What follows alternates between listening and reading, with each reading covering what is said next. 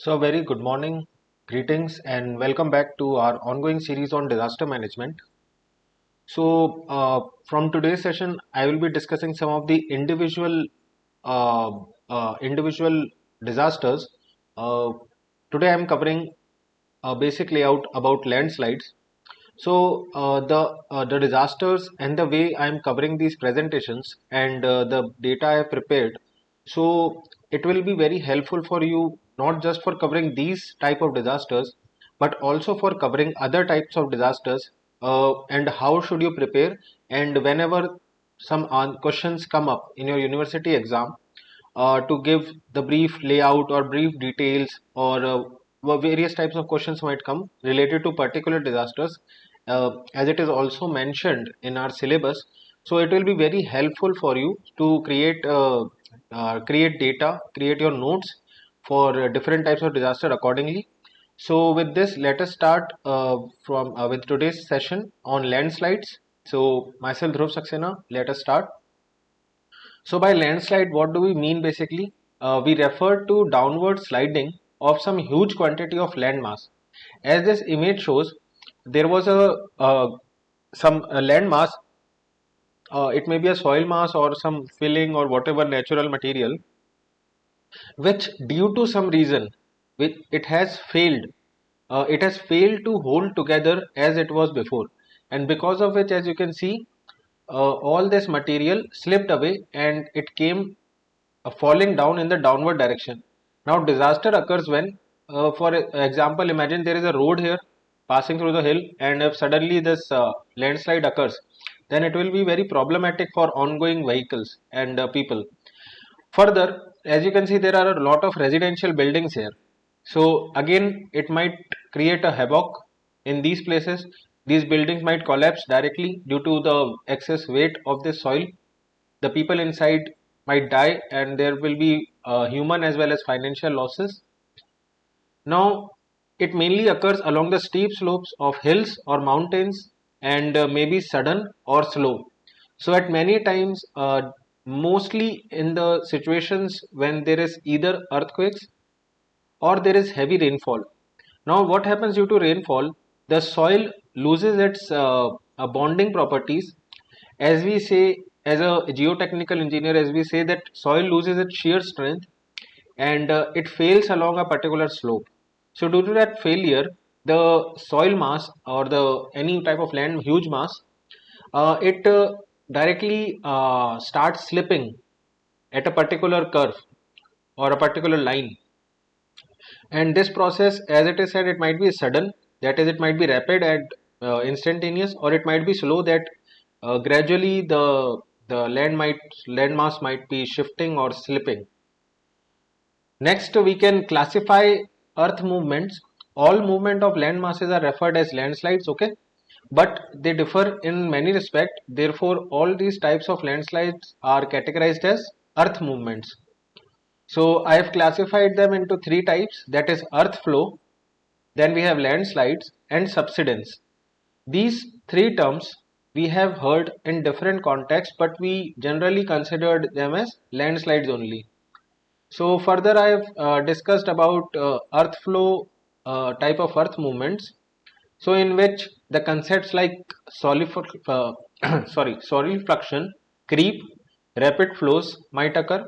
Then in landslides, debris slide or slump slide might be seen, rock slides might be observed, or rock falls.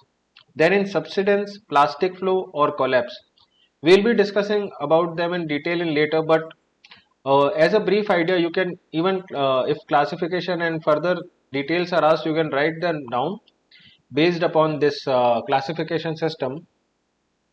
So let us discuss about solifluction. So solifluction is a downward movement of wet soil along the slopes under the influence of gravity. So this again generally is observed. For example, there is a huge water body on the upward side of the let us say landmass, and due to some failure, the wet soil starts moving along the slopes and under the influence of gravity. So as you can see here, the this soil mass, as you can see the shape here, it has moved due to solidification, and that is the movement of wet soil, downward movement of wet soil. And as the water quantity gets reduced, these landmass take new positions. Then we have soil creep. So creep, generally it is studied in concrete structures as well as in soil structures or soil bodies. So creep is extremely slow downward movement of dry surfacial matter. Movement of the soil, it occurs in regions which are subjected to freeze thaw conditions. What this means, that snowy conditions, if there are, the freeze lifts the particle of the soil and rocks when there is a thaw, and the particles are set back down but not in the same place as before. What it says that once the freezing starts, the soil particles might be picked up, and when it's again get back to the higher temperatures, the positioning might not be same. Now it is very important for civil engineers to know the rate of this movement. So as you can see here, this you can see this phenomena of creep. Now, as mentioned, creep is a very slow process, and let us say this is a downhill slope, and let us say there is a road passing by. So if there are cracks being observed on the roads and in a particular fashion, further we can also see that trees are bent, the poles, the electric poles, they are showing some lean. So all these combined together, they depict a scenario that a soil creep might be in place, and earth movement might be possible. Now once these cracks start to develop, and they develop even further, if they develop even further, then there are possibilities that it might also increase further, and a sudden disaster might be taking place. We never know, because as we know that this the picture also contains the below layers. We know that the soil, although we consider while calculations and while other things as homogeneous, but soil is not a homogeneous component of earth. Soil is a very heterogeneous, it has a mix of all types of particles, all different sizes. So we cannot be very precisely sure that at which moment and which part the failure might be occurring at which time. So we need to predict based upon the experience and the type of soils, that when such phenomena might be observed and might cause some disaster. So again, this is also an example of soil creep with the cross sectional view. So in this, the trees have got bent, and this creep is occurring at this place. The cracks might be developing at this place, and the soil is moving on the downward direction. Next we have rapid flows. So rapid flow, it is similar to creep but differs in terms of speed and depth. So when we consider creep and rapid flow, so as the name suggests, it has a higher speed, it is faster. Now creep is involved up to a shallow depth only, whereas the rapid flow is involved to a greater depth, that is up to 5 meters or more. So we need to again consider the different scenarios when the creep phenomena is observed and where the rapid flow is observed. So as a disaster management student, we should learn that what are the different classification criterias. Okay. Now moving ahead, let us discuss about subsidence. So it represents the downward movement of the surface, and it may occur due to plastic outflow of the underlying strata or due to compaction of the underlying material. Now what it says, let us discuss this. Firstly, it is clear that it is a type of earth movement, and it is a downward movement of surface. The second point, it says that it may occur due to plastic outflow. What does it mean? See, the soil. Let us consider it to be a homogeneous soil, and we are talking about particular type of soil. So depending upon the moisture content of the soil or the water content, that is the amount of moisture or amount of water present in that particular soil, the soil is classified to exist in different states. The soil might be in solid state, might be in liquid state, might be in plastic state. there is further classification based on individual properties that we say as plastic properties, and we say soil index properties. So we don't need to go into much depth, since this is a part of geotechnical engineering in civil engineering branch. We are much more considered at what phenomena is happening. So let us consider these three situations. The first one is solid state. So in solid state, again I would like all of you to visualize the soil arrangement. So there might be, let me draw it. There might be, this might be a container containing some soil. So I am just magnifying the picture here. So soil particles might be placed in this fashion, okay, and similarly arranged together. Now what happens, how we have classified these three things, that is solid state, liquid state, plastic state and liquid state. So these are voids. We all understand voids, that is the interparticle spaces. So what happens, up till the solid state, the water or moisture that is present, that is only present within these voids. So the soil is said to be in solid state up till the voids are filled with moisture or water. And if the water exceeds that limit, then we say that particular soil is moving towards plastic state. And when how do we identify? We can identify the plastic stage of soil by taking some particular amount of soil in our hand, and then we need to rub it. We need to rub it in such a fashion. For example, I have taken a pen to depict that condition. The 3 mm diameter soil cylinder has to be created. A thread has to be created. I will create it using my palms, and if a 3 mm cylindrical soil thread is created successfully and it doesn't break, so we say that this particular soil is in plastic state, okay. And what is about liquid state? That the moisture content or the water content in this particular soil has increased up farther than certain limits. So what will happen? Neither these threads will be formed. What will happen, that the soil will just start to flow, just like some liquid is flowing, okay. So we need to understand what is plastic outflow, okay. So it says that it may occur due to plastic outflow of the underlying strata or due to compaction of underlying material.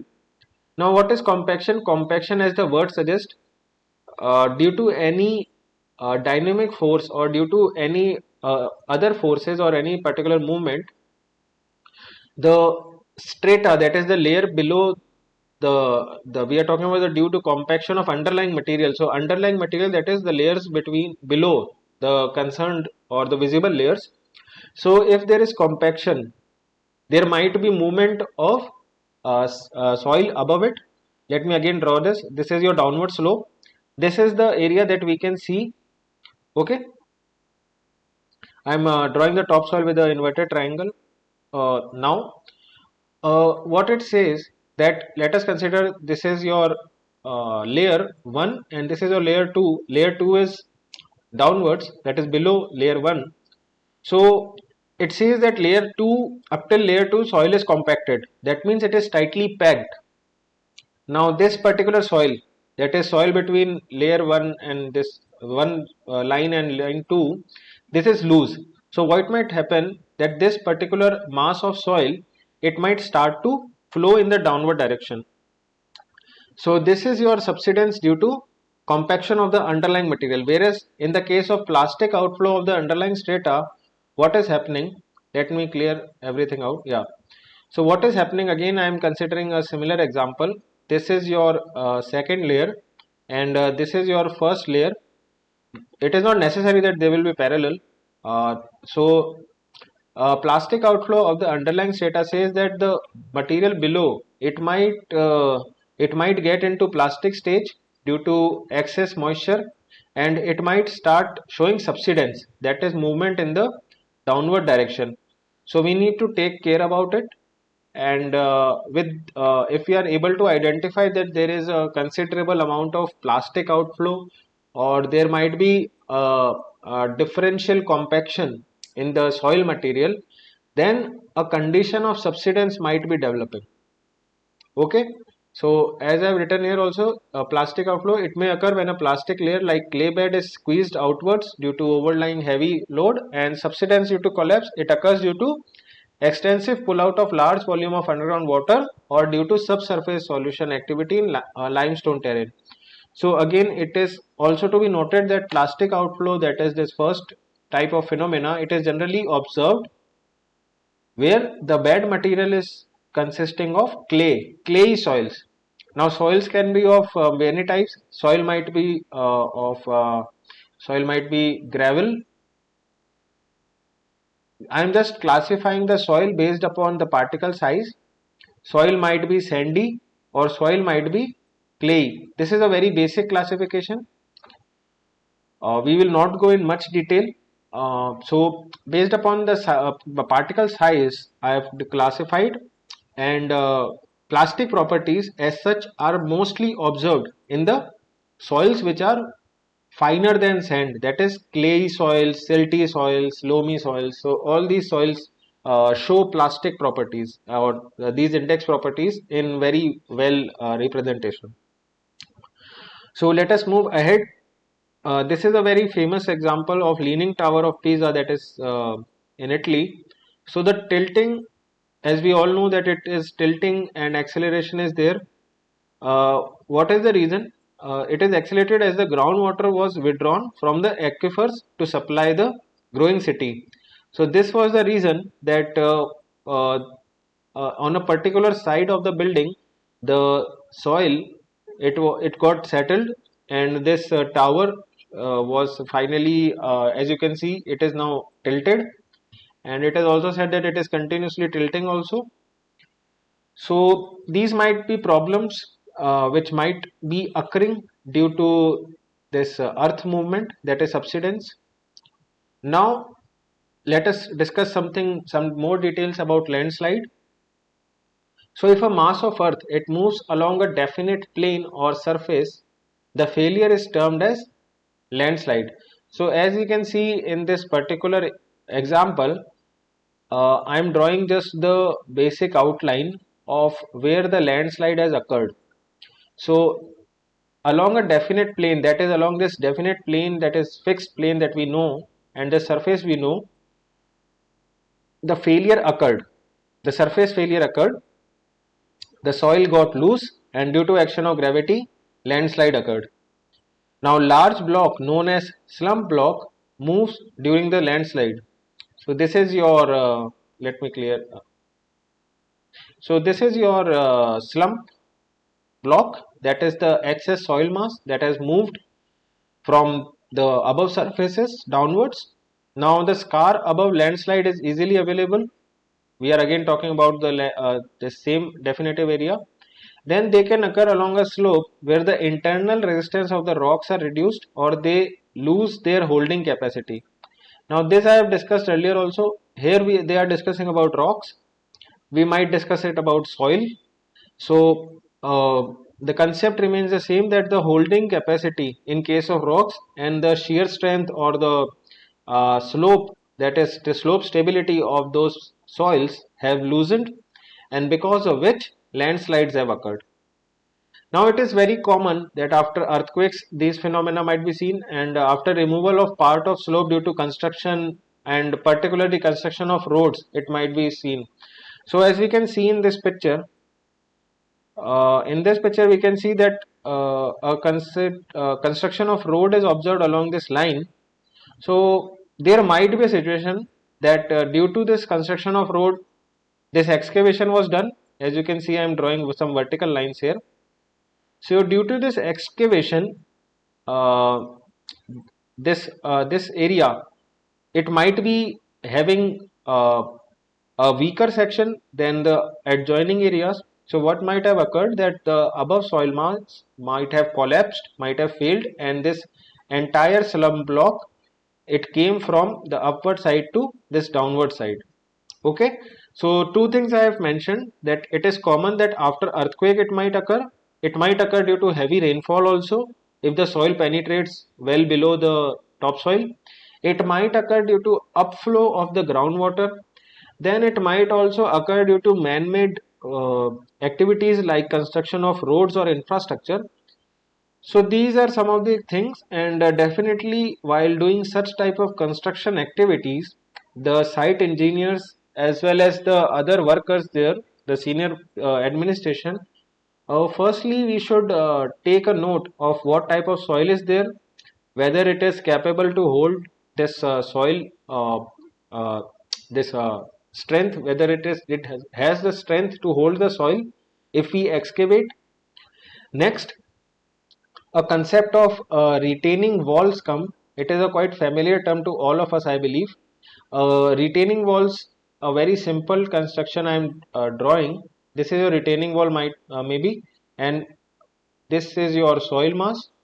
Okay, so this is your soil mass, and this might be your road section. Okay, this might be your road.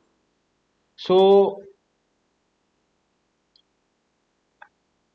retaining walls are generally again constructed to stop these phenomena when it is identified that the soil above is loose, will not be able to hold that. So we construct some retaining walls so that these walls provide sufficient protection to any type of these landslides. Now again, this is an expensive task to construct retaining walls along all the sites. So we need to perform tests on the fields regards to the strength capacities of the soils, and based upon them we can construct retaining walls as and when it is required and found necessary. Next, during the movement of landslide, uh, this debris slide might be occurred, and these are failures of unconsolidated material on a surface, and rock slide or rock fall where movement of large rock block rolls. So as we can see here, this is a scenario where the road has been cut to form highway, and as it is mentioned here that the cut is over steep. Now what does over steep means? That the soil above it will not be able to withhold this particular slope. For this you can perform a simple example, and many a times we have done in our childhood also while playing with sand. So any available sand in your house, you can, what you can do, you can take it in your hand and you can just allow it to fall uh, from a small hole from your hand onto the ground. Now what you will observe, that as the soil is, let us say it is flowing from your hand, it will take a particular shape. It will form a cone. It might be of this shape, it might be of some lesser angle. So whatever angle that particular soil is making, so that is the angle up to which it is able to maintain its strength. And for example here, the slope was over steepened, the cutting was excessive. So we see that the stability angle is now being performed naturally, and but unfortunately a landslide had happened, and we should again take care about cutting these hills and for highway and other infrastructure purposes. Now they are common along the steep bank of rivers and lakes. Many times we have also observed it at various places we have traveled. Next, pore water pressure is the key to monitoring landslide, and shear strength, that is resisting force, decreases and the weight, that is driving force, increases. Now what is this pore water pressure? Pore water pressure basically says the water pressure. Again, the same example I will take of a container filled with soil. So there might be excess water content, and due to the some groundwater pressure, a pore water pressure, that is inter soil particle pressure, might develop, which might further result in occurrence of landslide. So all these pore water pressure, shear strength values for particular soil, these can be measured using the various tests available under geotechnical engineering. So there are some tests like triaxial test, open triaxial unconsolidated tests, and then again further there are multiple tests which I don't find very suitable to discuss at this platform, since we are much more concerned about the occurrence of landslide and not about much finer details about the soil properties. So I hope by now whatever I have covered is clear so far. Next we have morphology of landslide. So I would not suggest you to try to memorize all these things. Just take a basic idea. If you revise these notes frequently, you will be able to write good answers in the upcoming exams. Now, this is how a particular landslide occurs. So at the top, a crown is formed, and with crown cracks, the soil is subsided or earth movement has taken place. And on the downward side, we can see there are some this radial cracks. As you can see, this that is along the radius of this curve. Now this is your crown, and then this is your original ground surface. Then some minor scraping might occur. It might be possible that at this location the soil is well consolidated. It has a sufficient enough property. Then further the soil has moved. Again we can observe some more things.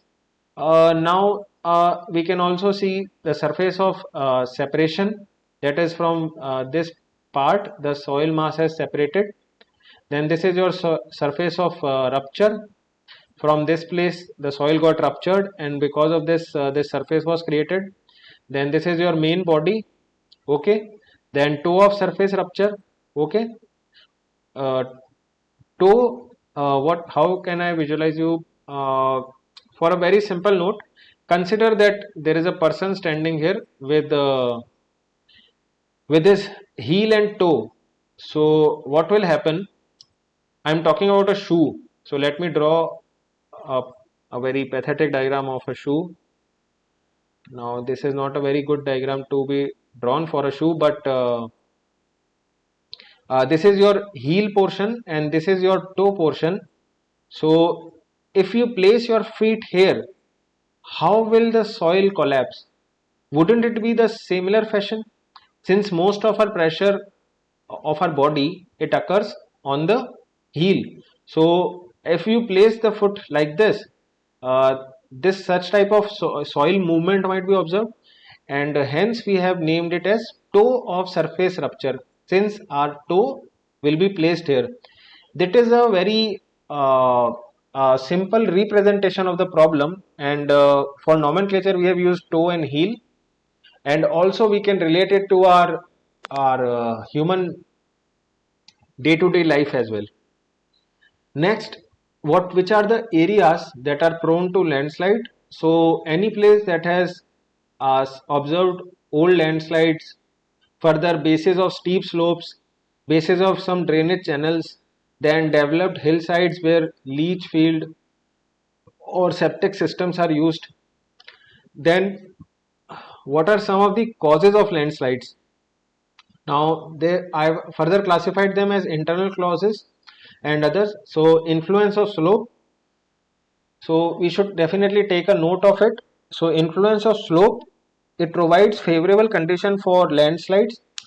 Steeper the slope, more slippage is possible, and the most of the soil materials, as I've taken the example of taking your soil into hand and allowing it from a small hole. So the angle that is developed is known as angle of repose or angle that is critical. Let me quickly highlight it for you. Yeah, so I'm talking about critical angle or angle of repose. So please take a note about these are technical terms. So now it may vary from 30 degrees to 90 degrees for massive rocks and 30 degrees for very loose unconsolidated sediments. Which angle we are talking about? For example, this is your soil mass, so we are talking about this angle. Okay. Now groundwater or associated water. Now main factor which is responsible for slippage is groundwater. So suppose hard or massive rocks are underlined by softer rocks, that is, this is your hard rock and this is your soft rock below it. So it might happen that groundwater might enter into this and the slippage might occur. Next, when rain percolates, and next is as a solvent. If water starts behaving like a solvent, and what it will do, it will decompose minerals, and it will also leach out soluble matter of the rock and reduce its strength. Now a new word has come up, that is leaching. So what is leaching? To explain it to you, leaching is actually one of the phenomena of weathering of rocks. If you can remember from geography lectures of school time, I understand that it was taught to you way before 11th class, that is in 9th or 10th maybe. So what is happening in leaching, that due to this chemical action of minerals or maybe chemicals with water or some other type of chemical solvent or anything, some reaction might occur, and the soluble matter that is inside the rock, it has got some exposure to some water or some chemical, and it starts to come up on the surface of the rock. Now it is called as leaching, and what it does, it makes the rock porous and it reduces its strength. Next we have lithology, that is rock which are rich in clay. Now these are some of the very, what we say, very expensive clays. I'm not talking about expensive as in terms of money, expensive as in the volume characteristics, the swelling characteristics of these clay. Now these are some of the minerals, montmorillonite and bentonite. These are found in specific places. So if there are rocks which are rich in clay and these minerals, so these are much more prone to landslides, because these minerals are prone to weathering, and upon action of water, that is, if even a small amount of water is provided, we can see huge amount of swelling in these types of soil, which might lead to landslides. Next we have geological structures, that is occurrence of inclined bedding planes. Joints, faults or shear zone are the planes of weakness which create conditions of instability. So here we are talking about the strata that is much below the topsoil, and due to some movements of the land bed, firstly earthquakes might develop, and if earthquakes not develop, faults, that is the gaps or cracks between these big plates, tectonic plates, this might be seen, and these planes create planes of weakness, and which create instability in the soil mass. Next we have human influence, that is undercutting along the hill slopes. Then we have deforestation. It is again one of the criteria, since it results into more erosion during the rainy season. Next, the second type of classification is external factors. So most common is the vibration, that is dynamic force, which results due to maybe earthquake, maybe due to blasting of explosives, maybe due to volcanic eruptions. Next we have earthquakes often initiate mass failures on large scale. For example, in 1897 Assam quake produced gigantic landslides, which has been ever recorded in a region. Then earthquake caused liquefaction, destabilizing slopes. So because of earthquake, dynamic forces, that is let me draw one diagram to explain this. Let us consider this is your strata, various strata. I am taking the cross section. Now suppose, let us say earthquake is happening.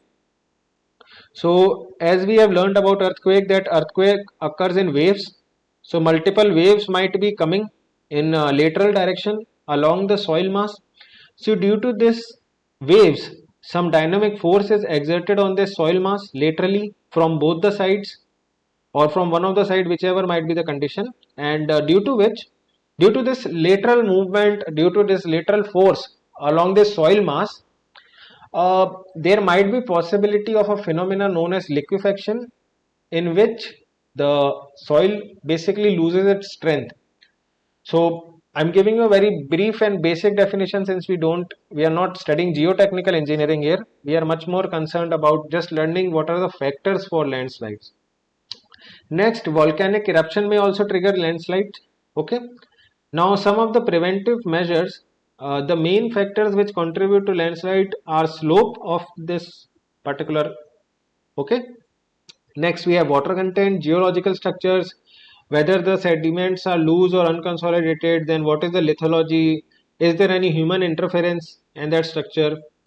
So, with regards to slope, retaining walls, as I have mentioned earlier, might be constructed. The effect of water may be taken care by providing proper drainage network for quick removal of the percolating rain or water by any means, and by constructing ditches and waterways along the slope. Ditches Hindi में अपन नाली कहते हैं. फिर next we have geological structures. So weak plains or zones may covered or grouted to prevent percolation of water. This increases the compaction of loose material. Okay. Now we can do some plantation to cover on slopes and build retaining walls. Now how will plantation help? Plantation, as we know, that trees have deep roots, and the trees that have deep roots are able to withhold the soil even much more efficiently. Then in mud flow areas, we can build channels or deflection walls to direct the flow around the buildings. So for example, there are some buildings constructed and there is a muddy area or swampy area, so we can build some channels through which the flow might not affect directly the foundation of our buildings. Next, we can install some flexible pipe fittings to avoid any gas or water leaks. Next, let us discuss about landslides prediction. So although a basic understanding of the landslide is available, but there is not a precise system to predict the occurrence of a landslide. This also I have discussed earlier. Why? Because we lack field measurements over large spatial and temporal scales. That is, this hilly regions and prone areas are quite huge when we talk about not just about our locality, not just about our country, but globally. So on spatial scale, that is on space scale, also there is a lack of field measurements. We can't put much of field measurement, we are not able to put. Next, development of landslide is a temporal process that it takes a long time. That is, it might take a year, it might be as slow as in the case of creep, it might take 4 to 5 years. Then movement speed is around several centimeter per month. So with this, it becomes very difficult to predict the occurrence of landslide. Next, GIS, that is the very good technique for using remote sensing data. We can use images of the landslides, and with GIS, it offers a superior method for landslide analysis, because it allows one to capture, store, manipulate, analyze and display large amounts of data quickly and effectively. Now multiple variables are involved, so it is important to able to overlay the many layers of data to develop full and accurate. Now remote sensing techniques are also highly employed. What are remote sensing techniques? Remote sensing techniques is that we are taking the data remotely. That is, it might be that we are taking some images from satellites or maybe from drones, and through which we are trying to assess the movement. It might be possible that with a particular satellite or particular drone, we are taking the data of each month, or let us say each quarter. So with that, we can quantify that whether there is a earth movement in that particular zone or not. So with that, hazard assessment and analysis can be done.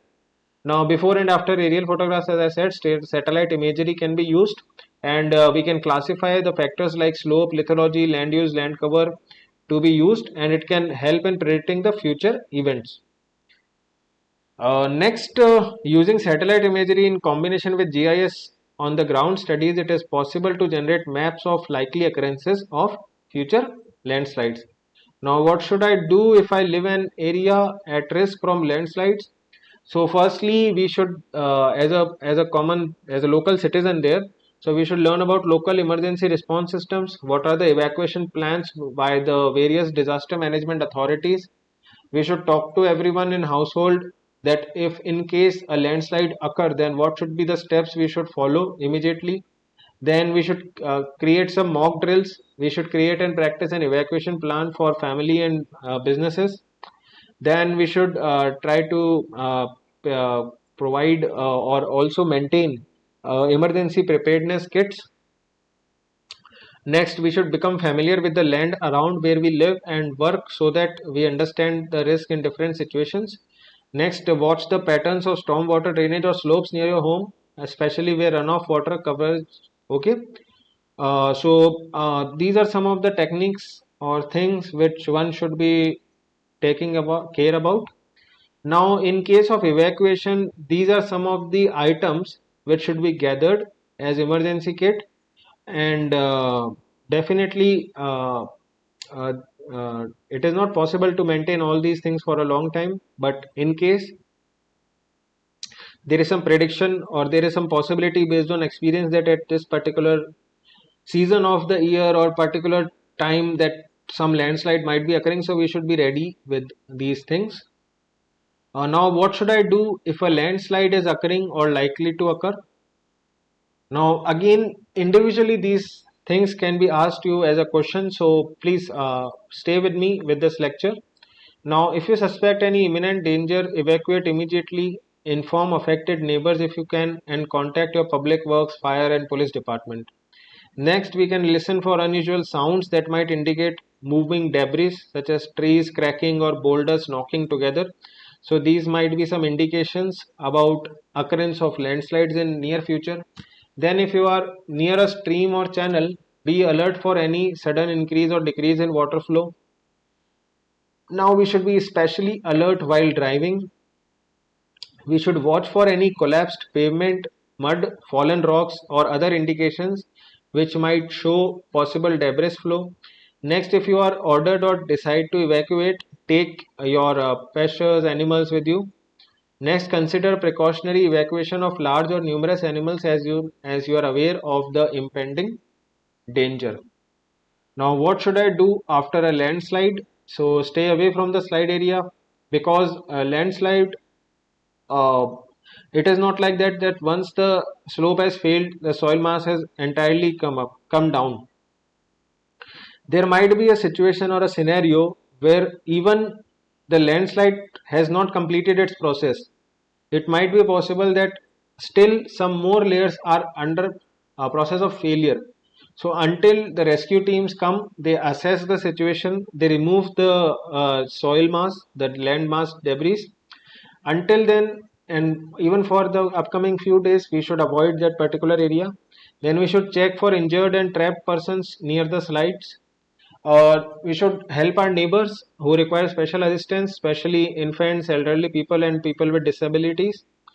Next, we should listen, connect with our local radios and emergency information systems. Next, we should watch for flooding which may occur after landslide or debris flow. Now, look for reports of broken utility lines to appropriate authorities. We should report the potential hazards which get the utilities turned off quickly as possible, which we can prevent the further hazard and injuries. Next, we should check about the building information about industries and residential buildings such as chimney and surrounding of land damages.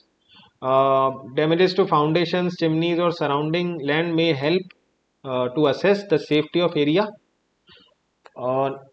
Now, some of the economic effects of a landslide include cost of repair, loss of property value, disruption of transportation routes, medical costs, water availability, quality, and water quantity. Now, these are some of the economic effects post landslide. Now, more details we can obtain for a further studies from NDMA, NIDM, and various blogs and sites available on internet. So that's all for this session. For a quick recap, we learnt about various classification and various preventive measures and the phenomena of landslide. In the next lecture, we'll be discussing about some other type of disaster. And in the meanwhile, I request again all of you, as I've discussed in some of the previous sessions, that take the syllabus, take the highlighted disasters that have been mentioned there, and prepare your own 1 or 2 page or maybe 3 page of notes for particular disasters. Take data from various sites. Again, we don't know what type of questions might be coming, so take data from various sources and put them together in your notebook. So it will be very helpful to revise at the time of exam. For any further queries, you can put in your message directly to me on WhatsApp, or you can put down in the comment section below. I will be happy to answer your queries. I will be sharing these slides on Google Classroom very soon. Thank you for being connected with me. See you soon in the next lecture.